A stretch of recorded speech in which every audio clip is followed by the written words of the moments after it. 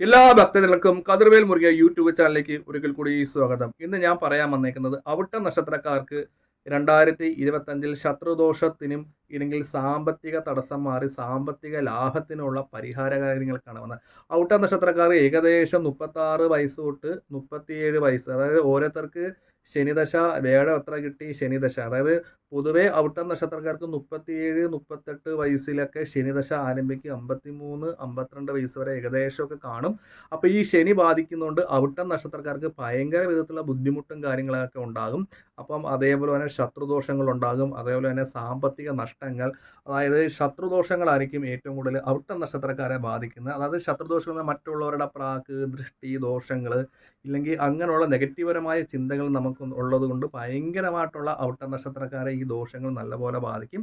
അപ്പോൾ ശനിദോഷമൊക്കെ മാറി അവിട്ടം നക്ഷത്രക്കാരെ മുന്നോട്ട് പോകേണ്ടത് നമ്മൾ ചെയ്യേണ്ട പരിഹാര കാര്യങ്ങൾ ഇതാണ്.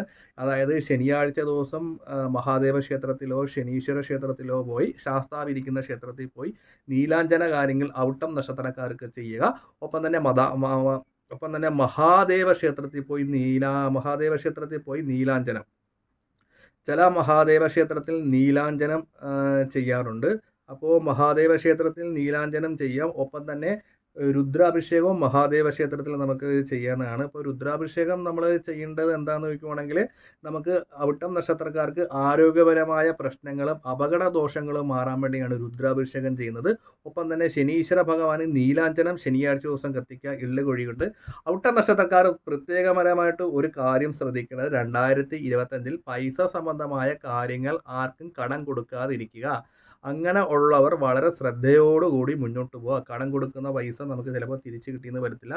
അങ്ങനെ പല വിധത്തിലുള്ള പ്രശ്നങ്ങളും കാര്യങ്ങളൊക്കെ നമുക്ക് വരാൻ ചാൻസ് ഉണ്ട്. അപ്പോൾ മറ്റുള്ളവരായിട്ട് ബന്ധപ്പെട്ട് നിൽക്കുന്ന പൈസകൾ കടം മേടിക്കാനോ കടം കൊടുക്കാനോ വളരെയധികം ശ്രദ്ധിച്ച് മുന്നോട്ട് പോവുക. അപ്പോൾ സാമ്പത്തിക നഷ്ടങ്ങൾ 2025 അവിട്ടം നക്ഷത്രക്കാർക്ക് വരാതിരിക്കാൻ വേണ്ടി മഹാദേവ ക്ഷേത്രത്തിൽ പോയി ഈ പറയുന്ന വഴിപാടുകളും കാര്യങ്ങളും ചെയ്യുക. ഒപ്പം തന്നെ ശാസ്താവിരിക്കുന്ന ക്ഷേത്രത്തിൽ നീലാഞ്ജനം, ഒപ്പം തന്നെ അതുകൂടാതെ 9 വലത്ത് വെച്ച് നവഗ്രഹ ക്ഷേത്രത്തിൽ നവഗ്രഹ പൂജയോ അർച്ചനയോ ചെയ്യാം. അത് സാമ്പത്തികം പോലെ ചെയ്താൽ മതി.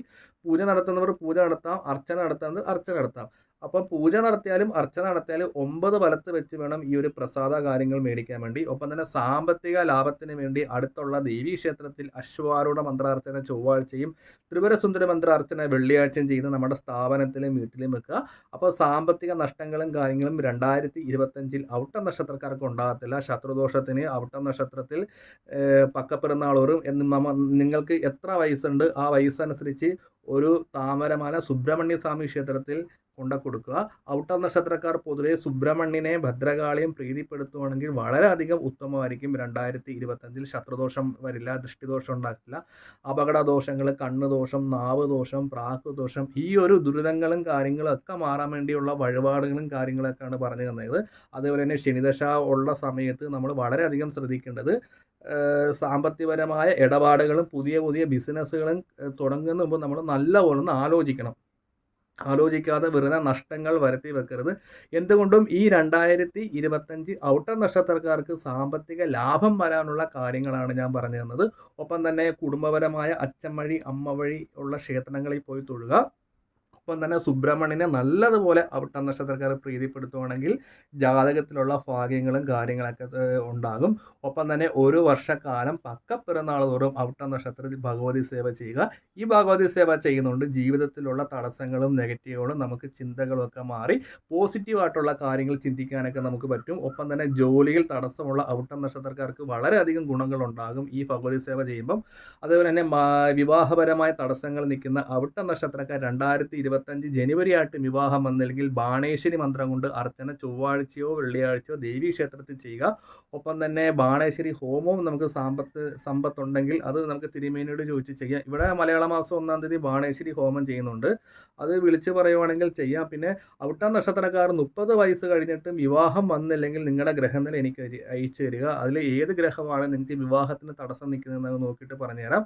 ഒപ്പം തന്നെ ഔട്ടം നക്ഷത്രക്കാർക്ക് ഇതിൽ കൂടുതൽ എന്തെങ്കിലും ജ്യോതിഷ സംബന്ധമായ കാര്യങ്ങൾ അറിയാൻ വേണ്ടി ഇത് വാട്സപ്പ് നമ്പറാണ്. ഈ വാട്സപ്പ് നമ്പറിലേക്ക് മെസ്സേജ് അയക്കുക. ഒപ്പം തന്നെ അവിട്ട നക്ഷത്രക്കാർ മറ്റുള്ളവരെ വിശ്വസിച്ച് ചെയ്യുന്ന കാര്യങ്ങൾ വളരെ ശ്രദ്ധയോടുകൂടി മുന്നോട്ട് പോകേണ്ടതാണ്. അതായത് മറ്റുള്ളവരുടെ വാക്ക് കേട്ട് നമ്മളൊരു കാര്യം ചെയ്യുമ്പോഴത്തേക്ക് ഒരു 10 തവണ ആലോചിച്ച് അവിട്ട നക്ഷത്രക്കാർ 2025 കാര്യങ്ങൾ ചെയ്യുക.